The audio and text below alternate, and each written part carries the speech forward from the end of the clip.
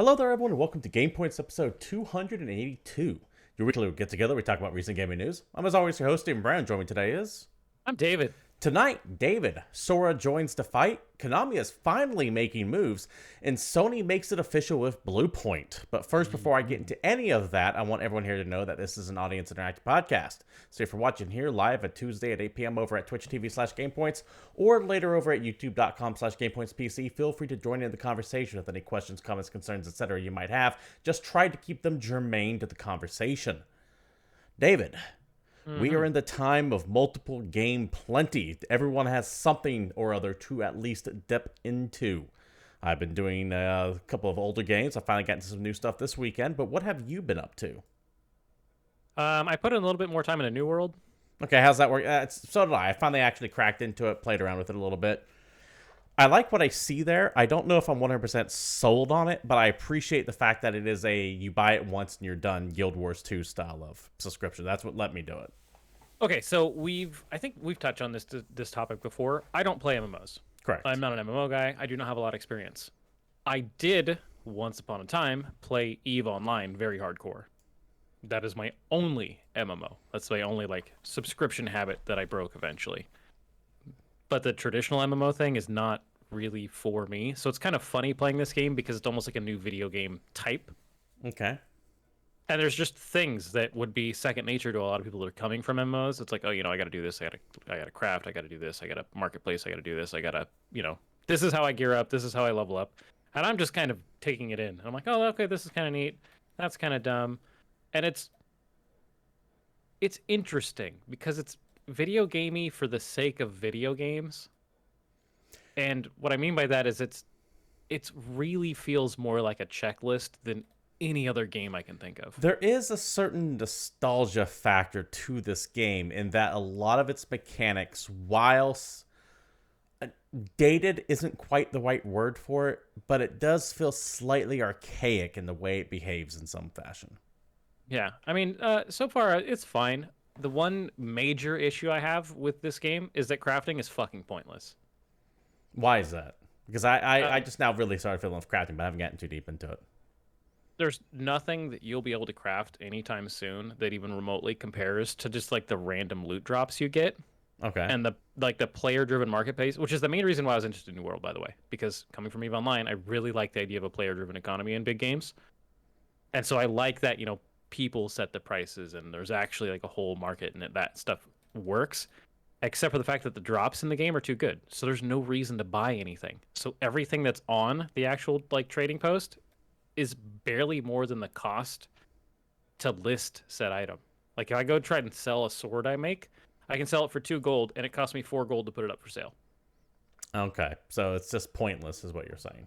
Completely and totally pointless. And I mean, I'm sure way super late game that changes, but it kind of defeats the point. If you want to get into the game and do a marketplace thing, good fucking luck. There is a rush of new players to this, and an MMO economy is always fucked for those first few weeks or so because of the sheer amount of newness to it. Things are either exceedingly overpriced or just flooded with a bunch of stuff because everyone is currently at roughly the same level. Yeah. So and that makes sense, but again, it's just kind of a funny thing because I'm coming into this relatively blind, so I'm not really used to the mechanics of it all. Right. And that's just my major takeaway. It's I don't really see a point in doing this, and I'd rather it's easier to just do quests and then I get the gear that I need. I've been playing New World off and on myself. I haven't gotten too deep into it. I think I'm 4 or 5 hours into it. It really reminds me of an older MMO called Warhammer Age of Reckoning. Cool. It really, really reminds me of that. I'm eager to get to the higher levels so I can see how their PvP events play out. My only quibble with it is that those are specifically set to a time, and it's usually a time I will never be able to make on the server that I'm currently on. So it depends on the faction. So the faction that's in the fight actually gets to set the time. Okay. So whichever 2 major factions are going to war, the defender picks the time they defend. So I've seen a few different ones. I've seen it at 3 in the afternoon. I saw one at 7:30 at night. I think there was one late on a Saturday. So it's completely up to the players, which is kind of neat. Okay. I'll have to take a look at that and see. it is kind of funny that it's like 50v50, but it's the two like guilds or whatever fighting against each other, and then they get to invite. So chances are that if you're in like a small group of people playing casually, you'll just never get into one of those things anyway. Because it's 50 versus 50, and okay. I didn't know that. I didn't know that was a restriction. Or rather, I do remember seeing something about that, but I never actually thought about it because it is capped. I mean, it's a neat little game, but I honestly don't think it's going to be a forever game for me. But I think any game will be, right? I don't Right. really beat You never know games. what a week from now is going to behold. Now, if I recall too, they had like the PvE equivalent of it, which is essentially the same thing, but rather against players. It's just hordes of nonstop shit. I have no idea. I haven't seen anything like that. Fair enough. But yeah, I've been playing New World. I played a lot of Jet the Far Shore. We'll definitely get a little bit more into that when we go into new releases. And Cool. I played about an hour and 15 minutes, give or take, of Far Cry 6. Oh, fun. What I will say about Far Cry 6 is that it is a Far Cry ass game. It is. Ubisoft is definitely apparent. Yeah, I didn't see anything on it that really stood out from the other Far Cry games. So if you like Far Cry, it is more Far Cry. The one thing that I am afraid of happening in it is this ammo situation, where certain types of enemies require very specific kinds of ammo to kill efficiently, I should say. Interesting. You can kill with almost anything, but if you want to really, really damage something, you have to have certain types of ammo that are ineffective against other classes. So if you're going up against a heavy type enemy, you need the heavy type ammo, which can be used on a light type enemy, but nowhere near as effective. And my biggest problem with that is you're kind of limited to the number of weapons you can hold at one time. So if you just want to have, let's say, like shotguns or something like that, you need to have your shotgun designed to kill the heavy and your shotgun kind of kill the light, which eats up half of your weapon choices on shotguns. I don't like that. I'd rather just have a wheel. Yeah, same here. Give me the Just Cause. I can just have all my guns. I don't care. That was my problem with it, but I don't know how pervasive that's going to be as I start getting deeper and deeper into the game. Stuffy Twitcher, how you doing?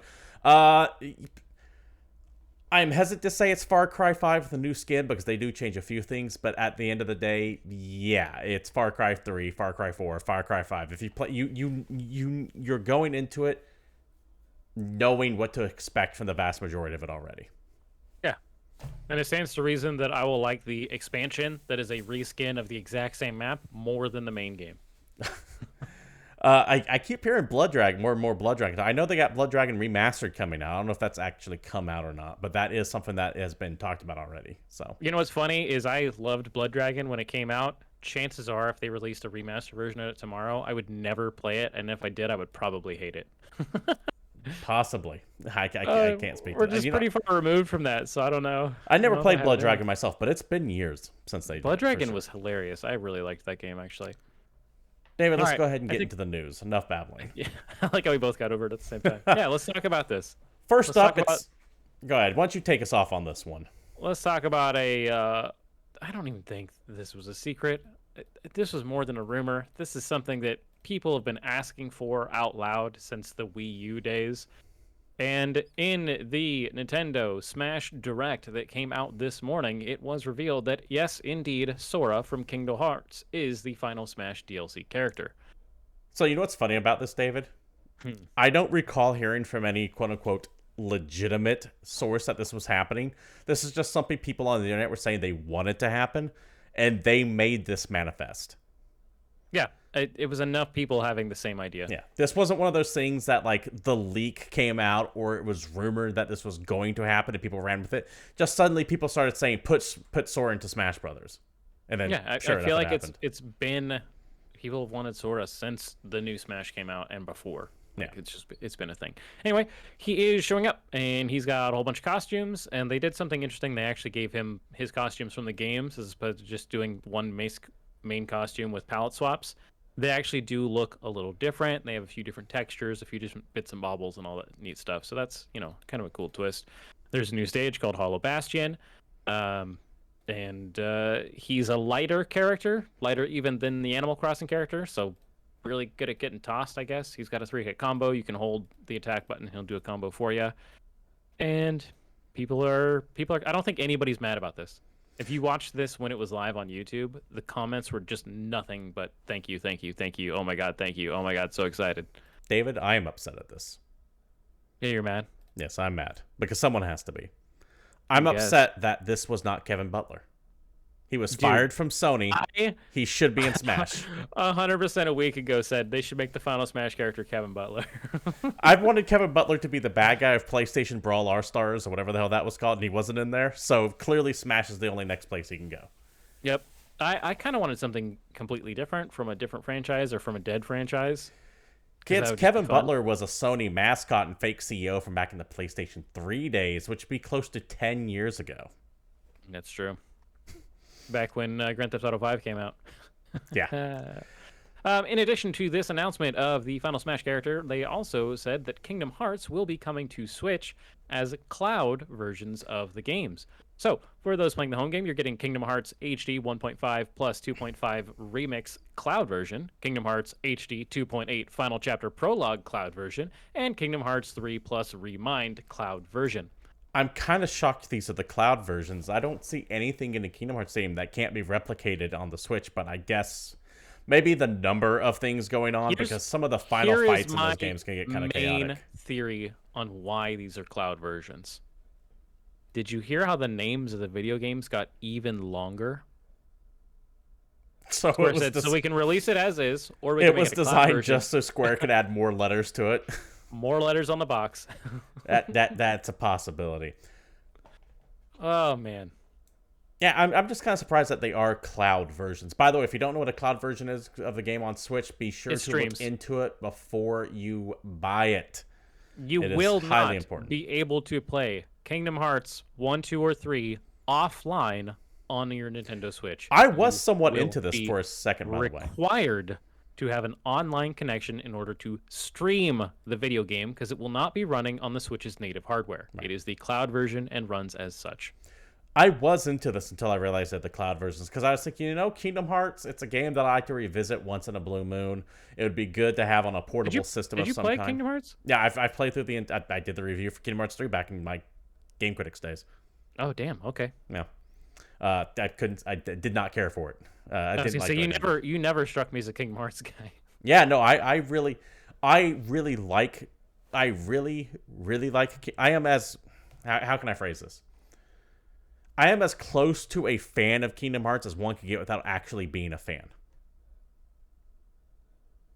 Okay. Where I enjoy the games. Way closer to liking it than me. I enjoy the games. I was really looking forward when they came out, but I wouldn't go obsessive with it and play like all the Game Boy. I never played Dream Drop Distance, for example. I never played any of the handheld stuff, but I was really big into the console ones. I wouldn't go through and read all the lore or anything that came out. So I like the series quite a bit, but I am not obsessed with the series. I'm pretty sure I played a demo of the first one once upon a time on like the PS2 or whenever it came out, and then Goofy made a goofy noise, and I turned it off and threw it away. That makes sense. Go ahead. I did not grow up on Disney, so like I have zero nostalgia for Disney properties. So it just okay, cool. This is kind of like Super Mario RPG, except for instead of mixing Square with a franchise I'm interested in, it does the opposite. See, here's the thing. The worst parts of that franchise, in my opinion, are anything related to Disney. I mean, that tracks, because that's what I saw on the tin. Yeah. Anything that's related to Disney in that franchise is not good, because they do this thing where they kind of expect. It was very prominent in like the first and second one. I mean, it's neat that they redo Disney properties as like stages. Like, that's pretty cool. And if you're a Disney fan, I 100% get why you're super into Kingdom Hearts. That's cool and all, but the problem is they also would redo the plots to those stages. So, for example, if you show up into the Lion King stage, you're reenacting the plot of the Lion King.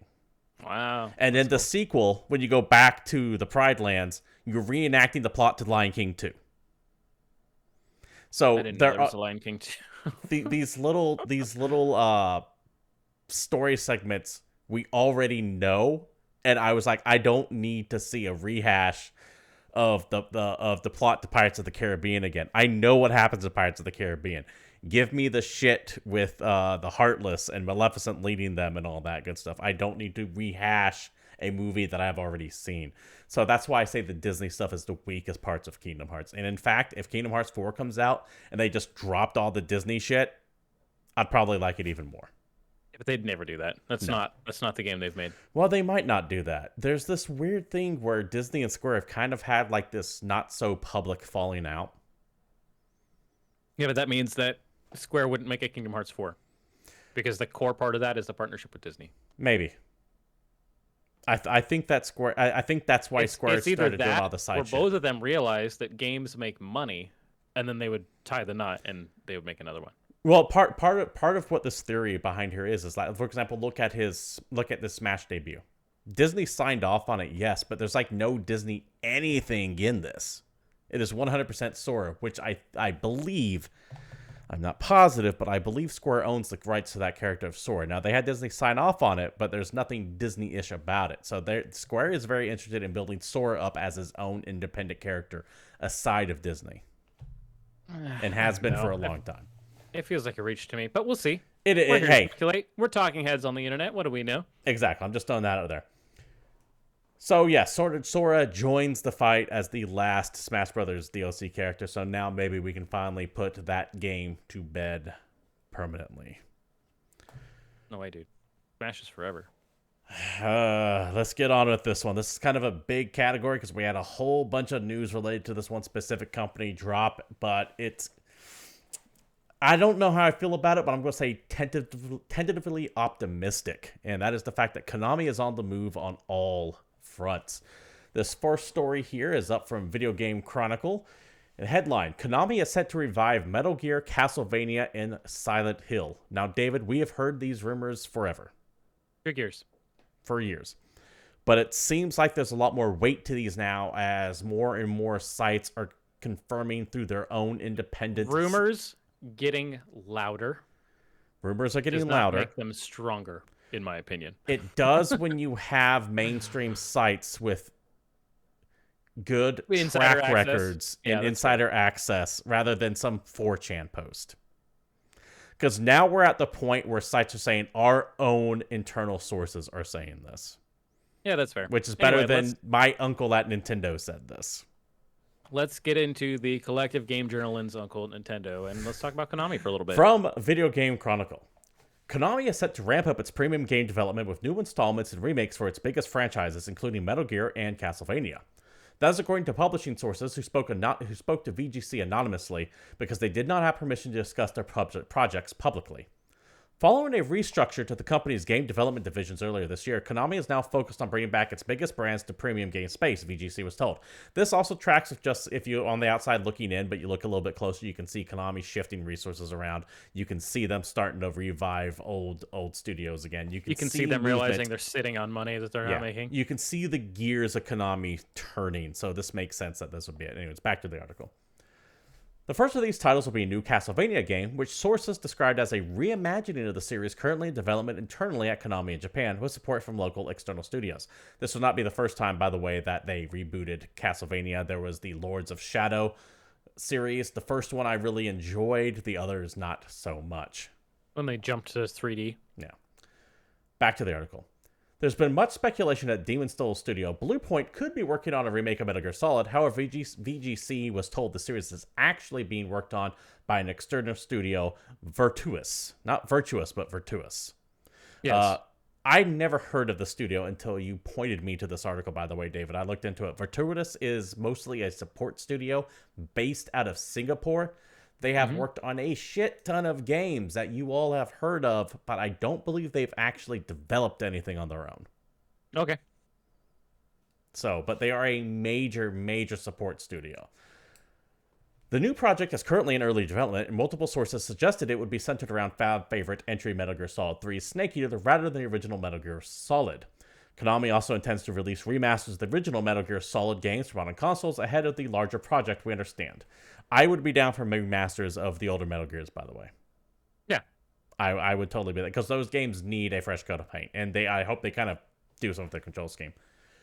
Finally, multiple Silent Hill games are currently in development at various external studios, as per an earlier VGC report from February. This is something that everyone has been reporting on, by the way. This is where the whole... This goes back actual years Yeah. on this show alone of Silent Hill's being worked on by literally everybody, and there's 2 main projects, and one of them is going on here, and the other one's going on here, and I think Konami has actually confirmed Bloober Team might be I know they've entered an agreement with them, but I don't think they said it's Silent Hill.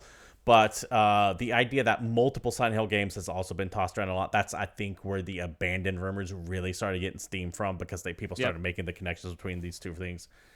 Gamatsu, however, just openly comes out and says it's Kojima.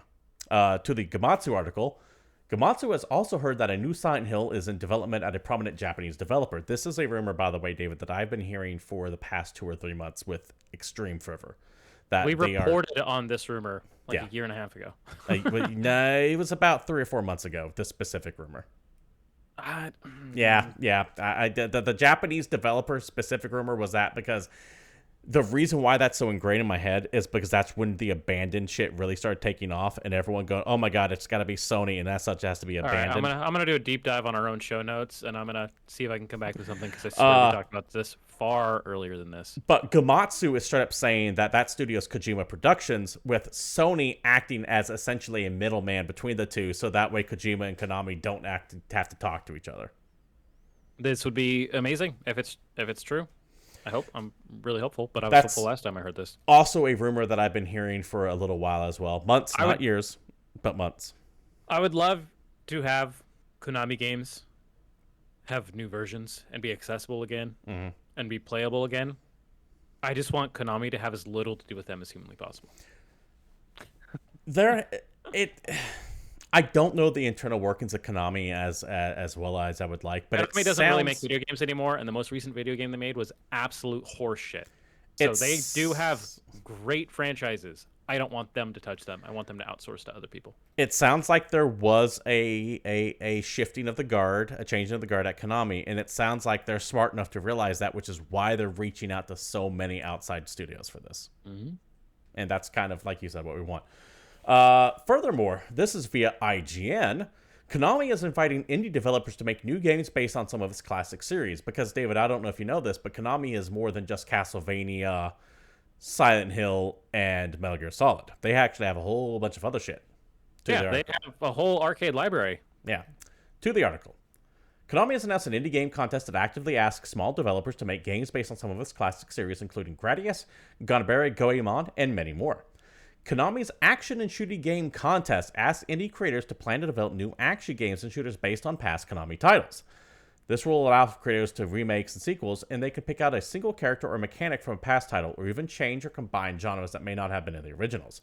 Though the collaboration of indie gamers and Konami, there are new works that potentially become commercial products. The contest begins September 30th and will run until January 6th of 2020. Konami specified 80 different games for creators to imagine, including Gradius, Star Soldier, Twin Bee, Gunnerbay Goemon, and Nightmare, as well as others. The grand prize is essentially 2 million yen and a possible publishing deal with Konami.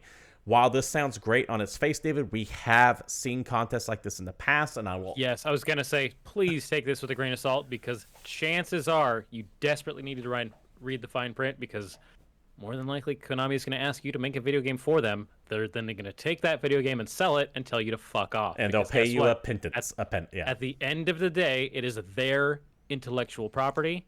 You have no ownership stake in any of these video games, no matter how much work you put into it. If you are an indie developer thinking this might be a good idea, I would be highly skeptical of dealing with any major license for this, because when I hear this, I hear that this is Konami essentially saying, hey, do the work for us and we'll make the money. Yep. That's what I hear when I hear this. Because this is a no-lose scenario for them. You'll get paid in exposure. That seems to be definitely read the fine print. I wouldn't jump into this feet first. Just take a look, see what's going on, pay attention. I'd be highly concerned if I were you, if I was a developer for this. But yeah, Konami, That being said, even with all the caveats, a big giant Konami arcade game jam, kind of cool. Yeah. Could be awesome. Could lead to some cool products. Ideally, what I'd like to see is for all of the projects that are submitted to be available and playable. And even to the kind of thing where they release it like almost like a Humble Bundle style, where if you want to play the Game Jam games, you can actually give donations to the developers. Something like that. That'd be cool. But who knows? I doubt anything like that will happen. All of this news combined, I am hopeful for Konami, because it's hard to stress how storied Konami's history is. They were a major player in the gaming scene for decades. And then one day they just up and decided we're done making games for the most part. They had a very, very bad fall. I get the distinct feeling that Konami is re-entering the gaming scene in no small part due to Capcom's resurgence. Yeah. Because they're seeing Capcom do the thing where they're revisiting all their old library games and having great success with that. So Konami wants a piece of that pie as well. Well, Konami's also been releasing their little collections, like the Castlevania Advanced Collection just came out, and all of those little things that they're putting out are actually doing really well. Good. I'm glad to hear that that's the case. Konami deserves a seat at the table, and they should have the what's the right word that I'm looking for here? There is a spot for Konami, and Konami should be willing to fill that spot. Yeah, Konami. I would love Konami if they actually focused on the thing that made them a company. Mm-hmm. That'd be great. But I need their projects to look way the hell better than eFootball. Right, I agree. I'm looking forward to seeing this invigorated Konami and what they could potentially pull out. I just don't know if it's actually going to go anywhere, or if this is just a pipe dream and in another year they do yet another reset on what they're working on. But for right now, I don't want to say I'm willing to give them the benefit of the doubt, but I am anticipating what they roll out with. Albeit it's the trust but verify kind of thing going on. It's like, okay, Konami, I trust that you're actually doing some good shit, but you need to prove to me that it is quality. I think your expectations are heartily tempered. Yes. I am hopeful but realistic. I expect absolutely nothing. maybe I'll get something. And nothing you shall get, my good friend. And there you go. In another story from Gematsu, Square Enix has trademarked Valkyrie Elysium in Japan. GungHo Online Entertainment trademarks Deathverse. Square Enix filed English and Japanese trademarks for Valkyrie Elysium in Japan on September 16th. The trademark suggests, but does not confirm, a new entry in the Valkyrie profile series is on the way. The latest release being Valkyrie Anatomia, The Origin, which launched on iOS and Android back in 2016 in Japan and in April 2019 worldwide, which isn't saying much for the current status of the Valkyrie series. Right. Because one mobile game that came out years after the other games isn't really a big deal. Last time a real Valkyrie profile game, and I use that term loosely, was Plume of the Covenant on the DS. And that was a strategy game, I believe, not an actual main series Valkyrie profile game. When did Lenneth come out? Lenneth was on the PSP, but that was just a remake of the first one. Samaria, which was the actual honest-to-God new Valkyrie profile, was a PlayStation 2 game. Okay, I just couldn't remember if Lenneth or Samaria was the more recent, even though I know that one of them is just a remake. But yeah, I think Samaria is the second one, and then Lenneth is the third, but it's the remake of the first. Long time ago. Yes, for this franchise. For those who are excited, this I am reasonably sure is going to be yet another iOS game. By the way, I do not expect an actual honest-to-God Valkyrie profile from Valkyrie Elysium. You never know. In fact, maybe they're gonna. Go ahead. Maybe they'll put it on that in that Octopath system. You never know. I don't want that in that Octopath system. I want that as like the Octopath system has its place. Valkyrie profile is in that place. I just almost expect us to see a Valkyrie profile game to show up looking like Octopath before we see, Final Fantasy VI looking like Octopath. I mean, I would love a new Valkyrie. I wouldn't put it past Square to do that, though. I would not complain about that. All right. Additionally, Ninjala and Puzzle & Dragons publisher GungHo Online Entertainment filed a trademark for Deathverse. I am reasonably certain this is related to Let It Die. Do you know what Let It Die is? I am aware of Let It Die. Okay. That puts you in the category as most people, so I won't necessarily get too elaborate on that. But that name alone really strikes me as just related to the Let It Die universe. It could be And Let they're It just- Die 2. It could be a mobile port of Let It Die. It could be any number of things. My gut, I don't know. I can't say for certain what Deathverse is, but everything in my instincts and just feeling says that Valkyrie Elysium is a mobile game. Well, we will have to wait and see because a trademark does not a game make. Yeah, nothing. Good point. Nothing could come with this potentially. Yep. This could just be bullshit. Who Do you knows? want to move on to the worst kept secret I in recent developer acquisitions? It is finally official after more or less being leaked unintentionally weeks But the ago people that did it themselves. by Sony itself. PlayStation has finally made the acquisition of BluePoint official. From Herman Holst, the head of PlayStation Studios. Today, I'm very excited to announce that PlayStation Studios has grown again with the addition of longtime partner BluePoint Games.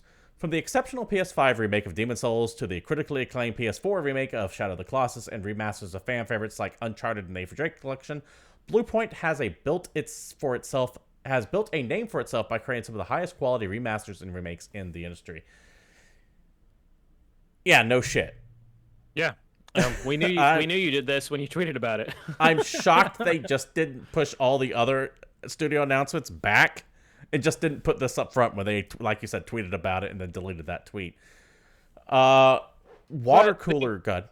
They've got to have everything go through their like communications department, and they got to have all the approvals, and they need to have all the branding, and they need to do all kinds of stuff. So they pulled it and they waited, and maybe there was still a signature to be had. Who knows? They had to pull it down for some reason, but that's cool. Go BluePoint. Yeah, go them. Congrats on a paycheck. Water cooler talk is that BluePoint is currently been brought in not only to remaster/remake Bloodborne. Don't know exactly what they're doing with it, but also possibly working on a sequel. That is what the current scuttlebutt is, because From Software has shown, once again, all rumor and speculation, but the idea is that From Software has shown very little interest in going back to Bloodborne because they kind of want to just do their own shit now. Yeah, and they don't want to make Sony, another PlayStation exclusive. yeah, Sony owns that IP. So, given the success of Demon's Souls and how well regarded that was mostly received, it would make sense for them to be also working on a Bloodborne/Bloodborne 2. And I can promise you that is an IP that Sony is eagerly wanting to get back to. It's just, I would be pretty skeptical though of a BluePoint only created sequel to Bloodborne, because yeah, I'm sure they can pull the remaster out and that will look and play great, but you're not FromSoft. I mean, Demon's Souls was essentially redesigned from the top, from the crazy enough bottom to up put again. together a batshit ridiculous, FromSoft game. No, together. I think they could. I am willing to lead a lot of credence to these rumors. And they have been confirmed. They have been suggested I'm by not people saying who the I rumors trust. are false. I'm saying I don't know that a BluePoint/Sony created Bloodborne 2 is going to hold up to any fans' expectations of what Bloodborne 2 should be. I understand where you're coming from, and I also think that's one of the reasons why we haven't heard anything from about Bloodborne 2 in years. Because you really, really have a high bar of expectation to hit for that. Because it's such a niche genre. And that specific crowd of people who love those games, you can't fuck with FromSoft. You have to cater to it very gently. Yeah. They're a very temperamental crowd. I feel for if the rumors are true and BluePoint's being handed the reins to a Bloodborne 2 from scratch, I really feel for those guys, because that is going to be an undertaking. They get one shot. Yep. One opportunity. It could be great. I'm willing, given what I've seen with Demon's Souls, I'm willing to accept that Bloodborne 2 from a BluePoint Games could be amazing. And I am more hopeful of it than I am dreading of it. Cool. Hope it comes out. I hope so too. Next on the list, I think you'll appreciate this, not because of the story, but because of how it was announced. Ghostbusters is the next game from the Friday the 13th devs, apparently, from PC Games N. Ilphonic, developer behind Friday the 13th the game and Predator Hunting Grounds, is apparently working on a Ghostbusters game as its next big franchise title. This news comes thanks to Ilphonic's co-founder, Raphael Sadiq, who let it slip during a recent podcast interview. R&B artist Sadiq is mostly known for his music, about which he was interviewed for the podcast Questlove Supreme this week. Around the halfway point, the discussion brought his involvement in IllFonic, and when asked about the studio's games, Sadiq says about Friday the 13th and Predator, and we're working on Ghostbusters right now. Sadiq didn't elaborate further, but it's worth noting that Ghostbusters is owned by Sony. Not only was Predator Hunting Grounds published by Sony, former Sony Interactive Entertainment executive Gio Corsi joined IllFonic as chief product officer in January 2020, promising big, exciting times ahead. This makes perfect sense. The stars are aligned for it. There's the previous existing Sony connection with Gio Corsi. They have worked with Sony Pictures adaptations on Sony consoles for a while with Predator now. And IllFonic being the asymmetrical multiplayer team that they are, I can picture it being one player plays a ghost and four others play Ghostbusters trying to hunt it down. There is nothing in this story that does not seem to be false, up to and including the fact that the goddamn man himself straight up said it and then probably was called by multiple lawyers saying shut the fuck up. This game is almost assuredly happening. Yeah. But that being said, are you... Okay. We've talked about Friday the 13th a little bit and how Dead by Daylight beat it to the punch, but we get it. It's an asymmetrical horror game. Do you think Ghostbusters works that way? And follow me here, because Ghostbusters is a child property, right?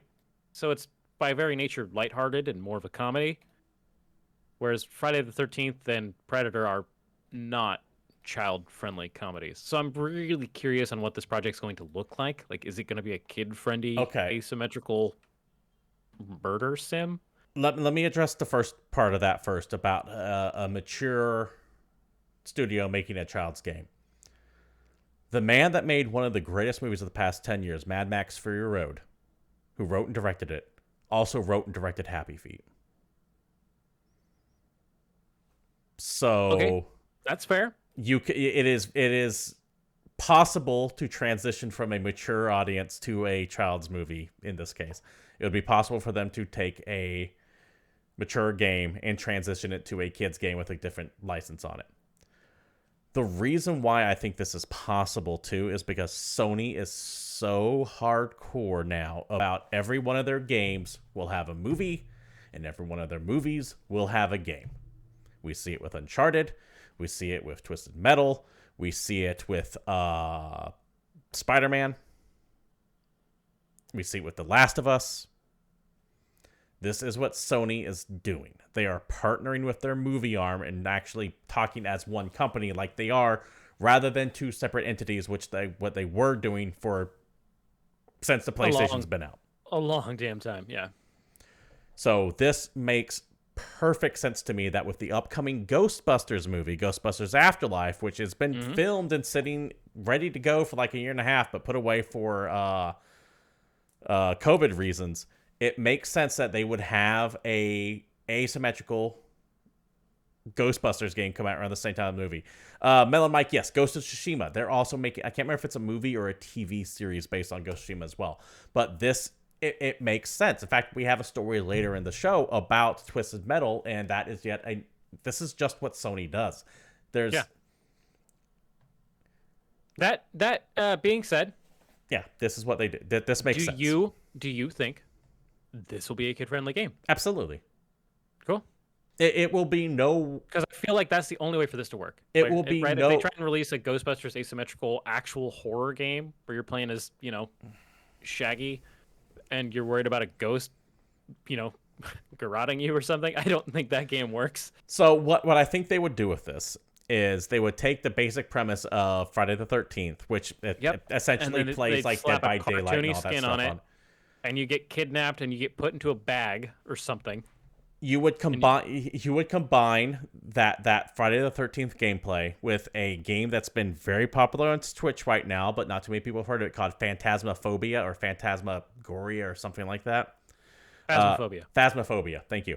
Which is about essentially about ghost hunters going into a haunted house to track down a spirit. Which is also a more mature, very spooky game. Yes, but you would combine the elements of both those games and put a Ghostbuster skin on it, and they go, here you go. All right. So rather than ripping someone's head off or putting them on a spike, you would slime them. Or chase them around a series of hallways. Or throw chairs at them or something. You would be all poltergeisty with it. Cool. So yeah, I absolutely think that not only can this work, but I think that it could be fun as well. My only problem with it is my problem that I have with multiple asymmetrical multiplayer games is the fact that when I play games, everyone that I know that I play this with is already asleep. Yeah, that's fair. So I rarely get to enjoy the Evolves or the World War Zs or the Back for Bloods or the Vermintides with everyone that I know that would also be playing them because just our schedules don't. Do you think they get any of the original actors to do voices? No, God, no, no way. Too much money. Why? Why would you pay Bill Murray money when you could just say you're a new recruit Ghostbuster? Oh yeah, I guess that's fair. You might get Dan Aykroyd because Dan Aykroyd just does weird shit. And he might be like the person reading the mission briefings for you. That's my take on it. Furthermore, you get to the complication with that one of the Ghostbusters is dead. Harold Ramis is long departed. Also, you can't do so much with character customization. If you have to use one of those Ghostbusters, you'll be able to make your own Ghostbuster. Yeah, that makes sense. Okay. Put on new jumpsuits, man or woman, different hairstyles. In fact, now that I think about it, I'd be willing to bet this is free to play. Whoa! All right, this is officially too much speculation, and I think we should move on. Fair enough. We got two stories coming up here. Let me go ahead and just pop off these real quick. One also from Video Game Chronicle. Capcom says it'll make PC its main platform going forward. I put this in there solely because I think you get excited from hearing this. To the article itself. Capcom says it'll make PC its main platform going forward. That's according to the company's chief operating officer, Haruhiro Sugimoto, who told Japanese publication Nikkei that Resident Evil and Monster Hunter firm will mainly focus on PC software going forwards. The exec indicated that Capcom hopes to increase PC software sales to the point where the platform makes up half of all sales by the end of next year. That's kind of impressive because you have to figure if they're making up half, that means the other half is split between Switch, PS4, or Switch, PlayStation, Xbox, etc. I think how well Monster Hunter World especially did on PC, and then of course the Resident Evil remakes and Village and all that exceedingly well. They sold very, very well. Even with delays, I expect Rise to do pretty well on PC. So, Sugimoto said, "The PC is driving the global sales. We have recently stated that we'll make our PC our main platform. At this year's Tokyo Game Show, we focus on exhibiting a PC version of Monster Hunter Rise, and I think that people are experiencing change in our approach." He went on to say that Resident Evil 7 still sells over 1 million copies a year, with a lot of that coming from a rise in Japanese PC usage during the pandemic. He went on to further say that the pandemic is changing the way people look at PCs. Smartphones are convenient, but their screens are small and their touch panels are difficult to operate, so they're not be suitable for home working or school classes. I think the PCs will be the next big thing after smartphones. The PC can also play high-quality games, so the number of PC users should increase as understanding of PC increases.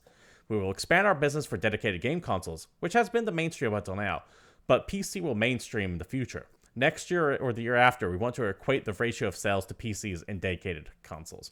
So I just hope they can make it so their games run on more PCs because, no one's building a computer anytime soon.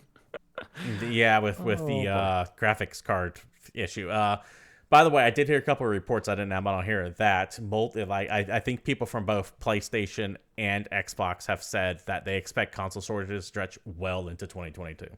Yeah, there is no sign of that getting any better. On all electronic fronts. Your graphics cards, your video game consoles, hell, the cars you're trying to buy, same thing.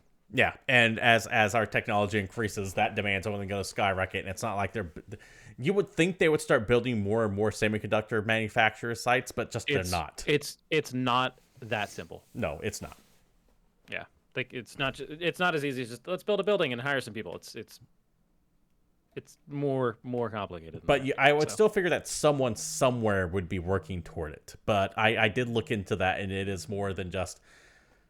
It is surprisingly complex to get one of these facilities up and running from the ground. Yes. David, we have one more news story that I want to get into. This actually ties a little bit into what we were talking about earlier. Also from Video Game Chronicle. Back from the dead. Sources say Destruction All-Star studio Lucid is handling the Twisted Metal revival. According to the sources, the new card combat installment, which by release will be the series' first in over a decade, has started early development at the Liverpool, UK-based studio.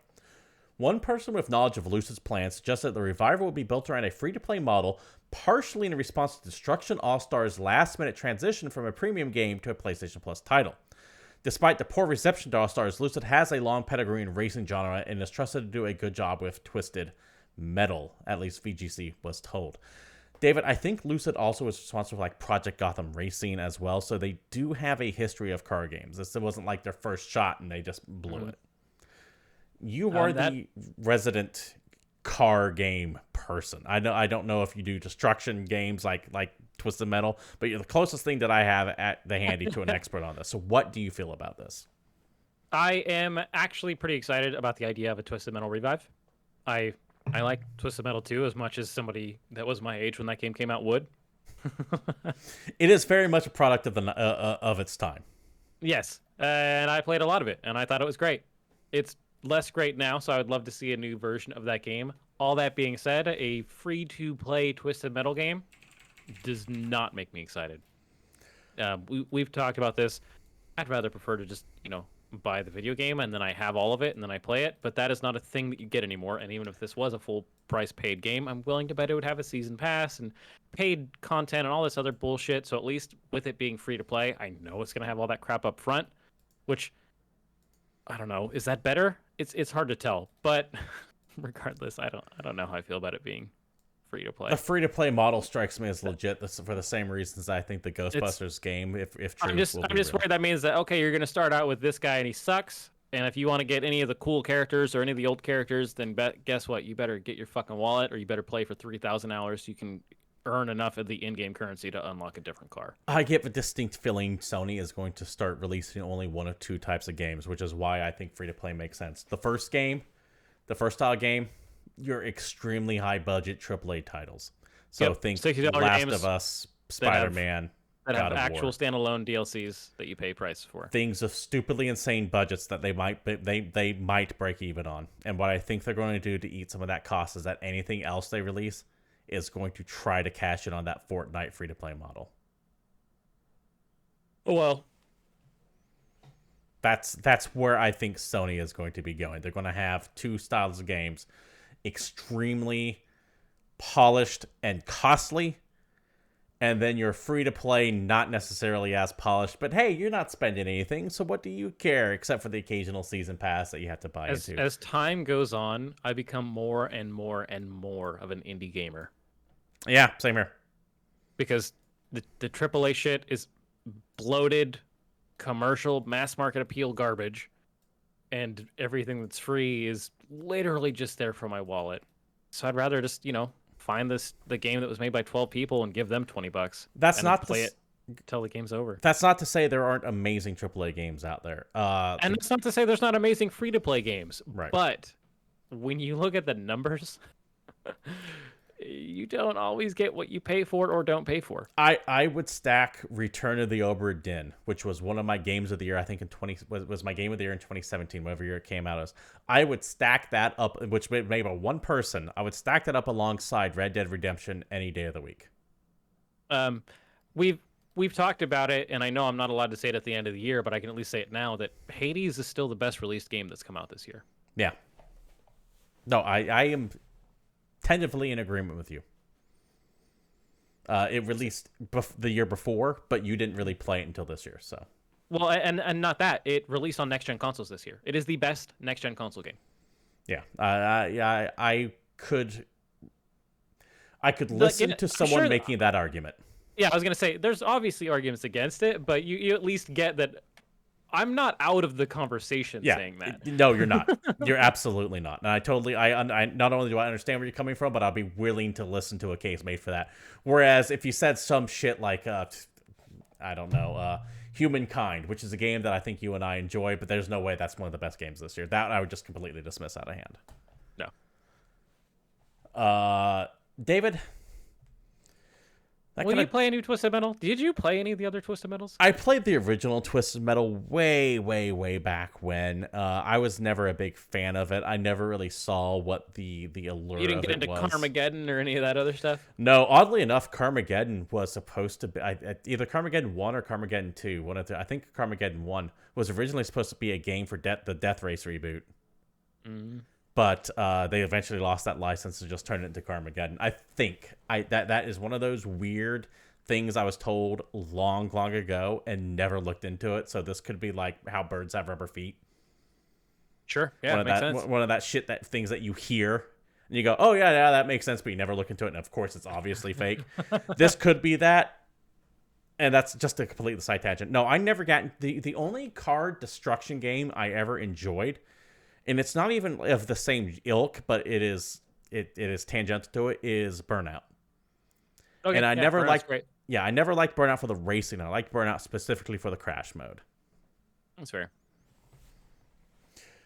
David, that does it for the news, which means we need to talk about new releases. And I don't know why I forgot my little lead up to it.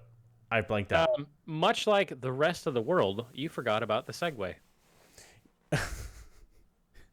Very true. Very true. It does work. Oh, you know what? I know why I forgot, because I had this in my head and I was trying to remember what it was. There is a rumor going around, highly unconfirmed right now, but there is a rumor going around that Randy Pitchford's about, and I just heard this about an hour ago, that Randy Pitchford might be stepping down as CEO of Gearbox, that he might be leaving entirely. Wow, rumor alert. Do we have a klaxon so that people don't get mad at us? No, but I want to mention it on the show so that way if it turns out to be true, I can claim that I was one of the first people to mention that. Oh, yeah, you guys, Randy Pitchford, totally, definitely leaving. Potentially, maybe. Yeah, maybe potentially might be leaving Gearbox. It's just something that I heard getting a lot of play over the past hour or so. So we might be seeing some kind of announcement on that soon. Cool. New releases. What's coming out this week? Because, David, we're not going to find out if that Randy Pitchford rumor is true or not for at least a week or so. So tell me what I can play this week. There he is. There we go. There we go. He made it around. All right, we got a couple things up. And are you a Doom fan? Yeah, I do love me some Doom. Okay, are you into this whole retro shooter craze that we've been in for a little while? Somewhat. I have played a lot of really bad ones, but I have played some excellent ones. I might have a game for you. Okay. Now, bear with me, because I know you dislike games that have multiple descriptors. But shit. All right. Hear me out on Exophobia, which releases this week on the PlayStations, the Xboxes, Switch, and PC. This is yes, I coined this, Doom-like Metroidvania. So it's not too many descriptors. I'm not as annoyed by that as you might think. Right? Me saying those two things next to each other, you're not mad at it. Explore and fight your way through a crashed human spaceship infested with unforgiving hordes of aliens in this retro-inspired first-person shooter featuring crisp, colorful pixel art and electronic music. Uncover new areas and become more powerful in combat with exciting weapon upgrades and power-ups. It's got some pretty sweet pixel graphics. It's got a punchy-sounding soundtrack, and it looks and plays like an old-school shooter, except for you're kind of more exploring the level, and it's less of I need to get to the end of the stage, although it looks like you're kind of in a very large stage and looking around and doing stuff. So looks kind of neat. Take a look. Next up, as an aside, I have played some great shooters of this weird retro stuff. The one that comes to mind all the time is Dusk. Yeah, Dusk is great. Yeah. So also, if you're looking for that, I'd play Dusk as well. Is Blood even an old game? Or is that a new game? It's old enough. It's old enough. Right. But that was a decent, Doom-like. Nickelodeon All-Star Brawl hits every damn thing. The PlayStations, the Xboxes, Switch, and PC. I swear this came out, but it could just be the fact that I just didn't care. We've been talking about this for a little while. It's had a lot of different reveal trailers, and it keeps getting more and more and more and more characters. This is a 3D character, 2D fight. I'm just going to call it a Smash-like, because fuck it. You guys call everything else a Dark Souls-like. That's how we're doing this week. It's Super Smash Brothers, except for it's on every damn system, and it stars Nickelodeon properties. And it's got a lot of characters. SpongeBob, Teenage Mutant Ninja Turtles, characters from Avatar: The Last Airbender, Invader Zim, Ah Real Monsters. This shit even has wave dashing. I'm kind of a little upset to a lot of people, but if you play fighting games or Smash in particular, you know what the fuck I'm talking about. This game is built on the bones of competitive Smash. So yes, while this will be a casual-friendly game with all kind of ridiculousness, they fully anticipate this having a hardcore scene because they built it with that in mind. So what I would like to see, by the way, I'm kind of upset that they didn't do this, but I would love to see some of the old Snick characters making their way in here. And I don't mean the cartoons. I want you to drag Gary from the Midnight Society from Are You Afraid of the Dark out and have his live-action ass in this game. I want the secret world of Alex Mack herself, to turn into a puddle while fighting Ren and Stimpy.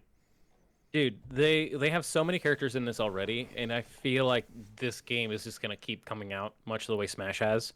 That's why. That being said, if it does well enough. That is So exactly why I think like they're doing this. But I feel like, it's Nickelodeon. There's a lot of brand recognition there. And I don't know. I kind of feel like they could pull it off. We'll have to wait and see. I think they can pull it off, and I think that they're doing this solely for the reason that you said, because they can keep rolling out. Pay $5 for this DLC character. Pay $10 for the season pass here. This game has microtransactions. Smash Brothers written does all not over it. have Teenage Mutant Ninja Turtles in it, and that makes me more excited about Nickelodeon All-Star Brawl. Let's be real. I'd much rather play with Raphael than Sora. Agreed. What are you going to do? Alan Wake Remaster hits this week for everything.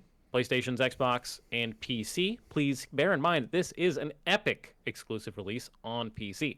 Action horror shooter, it's Alan Wake. You fucking love Alan Wake. I love Alan Wake. This is is an award-winning cinematic action thriller. You're looking for your missing wife. It's the whole game, both expansions, and new 4K visuals. While Alan Wake would not make my top 10 games of all time, it sure as fuck would make my top 20 for certain top 50. Alan Wake is so good. It's one of the best horror games. I'm hesitant to use the word horror game because it's not really that gory, but it nails the suspense side of things so well. Mm-hmm. This game drips atmosphere. It's a game that you've been telling me and begging me to play for literal years at this point. And guess what? It no longer looks like shit, so you might get your wish. Yeah, it's so good. It's so good. So good. All right. How about a new version of Super Monkey Ball, Banana Mania? Yeah, sure. Why the hell not? Remember Super Monkey Ball? I do. If you don't, you probably won't play this. But Super Monkey Ball is fun. Don't get me wrong. I actually like Super Monkey Ball. PlayStation's, Xbox, Switch. This is a very colorful party action platformer. You drive little balls around with monkeys, and you play kind of arcadey party games, and it's fun and silly and dumb. Take a look. Rainbow Billy: The Curse of the Leviathan it's hitting last gen. I only saw it listed for PS4 and Xbox One, Switch and PC. Nothing for next gens, but you have to wait and see. Is a wholesome, non-violent 2.5D action puzzle platformer with RPG elements in which you must save whimsical creatures by bringing back color to the world you once knew. That is a mechanic that I love. I am a sucker for drab worlds becoming vibrant again. It's why I like Okami so much. It's why I love the premise of the Saboteur. And as dumb as it sounds, there's a good chance I might try to play this over the next week or so. And it looks cute, but not overly cute. It's got turn-based combat. It's built on story. It's got adventure in it, and it doesn't look bad. It looks pretty neat. Next up on my list, Jet the Far Shore hits the PlayStations and PC as an Epic exclusive, an open-world adventure game that you, my friend, have actually played a little bit of. You can find about 6 hours of video on demand of me playing through the first bit of Jet the Far Shore at twitch.tv/GamePoints, and this falls in the category of one of those games that I want to love with all of my heart, but it keeps getting in the fucking way of itself. Oof. The first 3 hours I played it, I ended up stopping and going, okay, cool. Not what I expected, but I know what I'm getting into now. I'm intrigued by the mystery. Looking forward to the next 3 hours. By the end of the second show, I was tempted just to uninstall it right then and there. Damn. Imagine Bugs, if you glitch or just game design. It's game design. It's pacing. It's not refined at all. There are some weird things. I didn't see any like major glitches, but it is like those things sometimes you're painting the camera around in a third-person game, how sometimes you can dip under the terrain. Yeah, I love that. You do that a lot in this game, and that's just unrefined. To give you an idea of when my second playthrough started, the people in this game speak a gibberish language, but it's not Simish. There are words that actually match up that are said over and over again. So someone actually created at least the basis of a language for these people. Okay. Now imagine watching a cutscene of dialogue that lasts about 40 minutes and you're unable to skip the dialogue and you're forced to read it only. Now, as we all know, at least most people can read faster than they can hear. So you see the subtitles pop up and you read, but since it's not Simish, you have to wait for them to finish the sentence. So let's say I want to go to the store. You see the words I want to go to the store pop on the bottom, but and it takes that long for them to say that, but you've already read that. So you read that and you're waiting for them to finish that sentence before they start the next sentence, and you can't skip it. And this goes on for 45 minutes. And it's different because if it's like a foreign language game, right? Like if you're playing a game in Japanese, that's one thing because then at least they're speaking like a recognizable language and like you can kind of get more and there's emotion to it. And yeah, and the conversation works. But when it's more of a made up thing, I feel like you can't emote quite as much. Everyone is very monotone because it's a made up language and no one knows how to there's no like inflection or anything. Yeah. So yeah, that's pretty rough. So that sucked a lot of life out of me. And then when I finally got back into the game again during my second one, they added some more systems to it that try and get a little bit more difficult. Then I realized at the heart of this game is you just driving the Mako from Mass Effect 1. Because while it looks like you're flying around, you're not actually in a plane. You're like in a little hover jet. So if terrain gets mountainous, you think you can go up something, and it becomes a struggle to fucking get up. And there are two speeds. There's slow as shit, and there's slightly faster. And if you run into something when you're slightly faster, you go to slow as shit, and normally it's supposed to be like a button press. You go back up. So like Afterburners, right? You slow it down and go back up. But it's not just a press of the button and get back to it. It's like you have to press and hold it. Which doesn't sound too bad until you keep running into things over and over and over again, and you have to hit that button and hold it down for a couple seconds to go back up to full speed over and over again. And then you run into something and have to do it over and over again. This game consistently gets in its own way. It is way too verbose, which is funny me saying that. And the gameplay is just not there. And at the end of the day is just not what I thought it was going to be.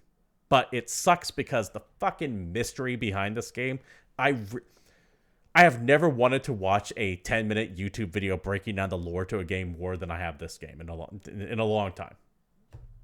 That sounds fun to you. You can check out Jet the Far Shore releasing this week on PlayStation. I'm really salty because full disclosure, I was given a copy of this game for free. I am on decent terms with the PR team. I feel really bad savaging it like that, but that's just the log of the short of it. Fun fact, you get what you pay for if you give Steven a code, and that's to say not a lot. So if you think that our show is bought ever, this is a great fucking example. I'll be honest. And I will be 100% honest. It's important to get that disclosure out of the way that I was given a copy of this for free. So you at home can make your own decision. Yeah, somebody gives me something for free. I'm way nicer about it. But nobody gives me anything. So, all right. Back to new releases. Also up this week, a game that I don't know. You'll probably play. I won't. Far Cry 6 hits the PlayStations, Xbox, PC. Again, an Epic exclusive. Thank you, Ubisoft. It's the next Far Cry game. Dive into a gritty world of modern-day guerrilla revolution to liberate a nation from its oppressive dictators. If that sounds like the last three games, it's because it is. And like we started the show with, I've played about an hour of this. I didn't really see anything all that different from the other Far Cries besides a few mechanical changes. If you liked the last three Far Cries, I'm willing to bet you're going to like Far Cry 6. If you haven't thought the Far Cry was interesting in a while, I don't think this is going to change your mind. I will say my limited interaction with him, the villain of this game, will definitely fit into the pantheon of good Far Cry villains. Ooh, all right. So that is something to look forward to. And the villains make the Far Cry series. So absolutely. We'll see if he's well used, but the few interactions that I have had with him during the little bit of time that I played with have been spot on. Cool. I also have Night Reverie, a PC exploration 2D puzzle game. A puzzle adventure game in which a child must solve the mystery behind the distortion of his house, explore puzzle-filled environments, and discover strange creatures living in the house as you reach the truth behind what looks like a bizarre nightmare. Looks like a very cute kind of adventure-y RPG game. Like it looks like it's story-driven. It's got a lot of adventure. It's got kind of a neat art style, and I don't know. Could be fun if you're into. This game's coming at a bad time. I kind of want to play this, but I have so many other things I'm going to play before this. And that's probably going to start with the very last thing on the list. Last but most certainly not least, Metroid Dread comes out this week on Switch. Do I really need to sell that game to anyone? Are you buying it? Out of Fuck curiosity. No. See, I didn't know if you were or not, because I know you like a Metroidvania game. This is part of that name. This is half of that namesake. Yeah, no. So what's funny is I am super insanely excited for Metroid Dread. I desperately want to play it. I don't pay $60 for video games. All right, I just don't. Fair enough. And the problem is that since this is a first-party Nintendo release, It's never gonna drop. it's never going to be on sale. Never. I will play this game sometime in the summer of 2023. Or I will see if any of my friends buy a physical copy, and I will borrow it, and that is how I will play Metroid Dread. I'm looking forward to this so much to the point where I'm not playing the Castlevania Advance collection that I'm sitting on, because I don't want to burn myself out on a Metroidvania before going into this. No, yeah, this game looks awesome. I really do want to play this game, but I just don't. I don't buy full price games anymore. Understandable. Perfectly understandable. I don't pre-order. I don't buy games day one. Just that's how it is. It's hard to justify a $60 price tag when you can buy 4 indie games for that price and you're guaranteed one of them to at least be as good as that $60 game. Yeah. I mean, that might be a tough sell with Metroid Dread, but let's wait and see, because we haven't had a Metroid game in a while. David, that does it for new releases, which means that also does it for the show as well. This has been GamePoints episode 282, and thank you all for showing up.